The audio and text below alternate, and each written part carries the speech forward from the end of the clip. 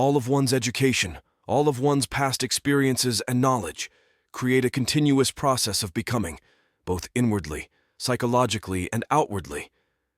This becoming is the accumulation of memory. As long as this process continues, there is fear of being nothing. But when one truly understands the fallacy, the illusion of becoming something, that insight reveals the endless cycle of time, thought, and conflict. The realization of this truth leads to the ending of that cycle. The end of this psychological movement, which is time thought, brings about a state of being nothing. But this nothingness is not emptiness. It encompasses the whole universe. It is not filled with our trivial fears, anxieties, and sorrows. Nothingness embodies the essence of compassion. Compassion is nothing.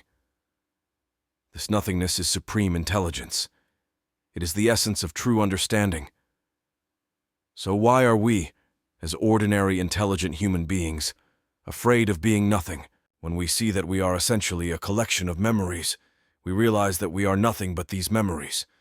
If we had no memory, we would either be in a state of amnesia or understand the entire movement of memory, which is time thought. As long as this movement exists, there will be endless conflict, struggle, and pain. When we gain insight into this truth, nothingness takes on an entirely different meaning. This nothingness is the present moment. It is not a fluctuating present. It is not something that ends one day and begins another. Being nothing means existing outside of time. It is not an end or a beginning. It is a constant state of being. This understanding is quite profound if we approach it not theoretically but practically. Astrophysicists try to understand the universe through physical elements, but the immensity of the universe is also within us. To truly grasp this, there must be no shadow of time and thought. This is the essence of true meditation. In Sanskrit, shunya means emptiness, but we have interpreted it in countless ways. The actual fact is that we are nothing but words, opinions, and judgments, which are all petty affairs.